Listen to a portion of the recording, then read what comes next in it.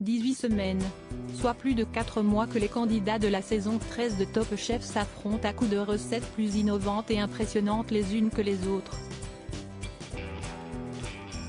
Mais voilà que le dénouement de cette édition est enfin arrivé. Ce mercredi 15 juin, M6 dévoilait la tant attendue finale de son prestigieux concours culinaire. Et le moins que l'on puisse dire, si est que celle-ci n'a pas manqué de rebondissements. Comme chaque année, la pression était à son comble pour les deux finalistes qui avaient la lourde tâche de réaliser en 10 heures un menu gastronomique comprenant une entrée, un plat et un dessert pour 80 bénévoles de la Croix-Rouge dont son ambassadrice Adriana Carambeu ainsi que pour les 4 chefs jurés que sont Glenn Viel, Hélène Darroze, Paul Perret et Philippe Etchebest.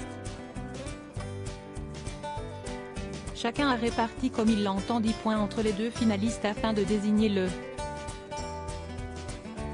vainqueur.e. À l'issue de cette journée intense en émotion, c'est Louise Bourra qui a remporté le concours Top Chef. Pourtant l'aventure était loin d'être gagnée pour Louise qui a enchaîné les déconvenues. Néanmoins, sur le papier, Hélène Darroze et Philippe Etchebest étaient conquis dès l'annonce de son menu.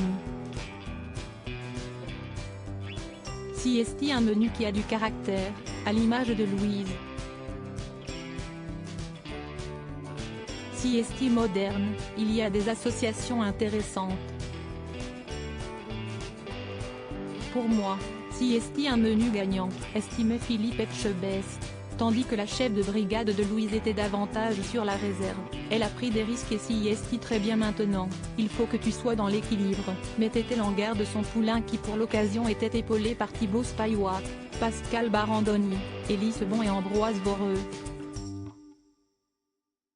Arnaud qui, lui, était aidé par Lilian Douchet, Michael Brault, Sébastien Renard et Lucie Berthier. Jean Barra a opté pour un menu simpliste autour de sa Belgique. Il s'est basé sur des plats populaires qui sont revisités. Maintenant pour avoir une belle surprise avec un menu comme ça, il faut une exécution parfaite et des goûts profonds. C'est le seul moyen avec un menu aussi classique de passer ce soir, a d'ailleurs expliqué Paul Perret. Ces difficultés auxquelles Louise a fait face pendant la finale de Top Chef dès le dressage des plats, Louise s'est retrouvée en difficulté, se rendant compte qu'elle n'était pas du tout dans les temps. Beau joueur, Arnaud n'a pas hésité une seule seconde avant de lui prêter main forte. Quelques minutes plus tard, c'est son dessert qui a bien failli la mettre en péril, puisque sa glace n'avait pas pris. Heureusement, elle a pu compter sur l'ingéniosité et la réactivité de Thibaut qui a sauvé ce dessert grâce à de la glace carbonique. À la fin de la dégustation, les 4 jurés semblaient incapables de distinguer l'un ou l'autre des candidats encore en lice. Il n'y a rien d'évident ni pour l'un ni pour l'autre parce qu'on est vraiment dans un cas de figure où les deux propositions sont diamétralement opposées et les deux sont bien faites, confirmait Philippe Etchebest.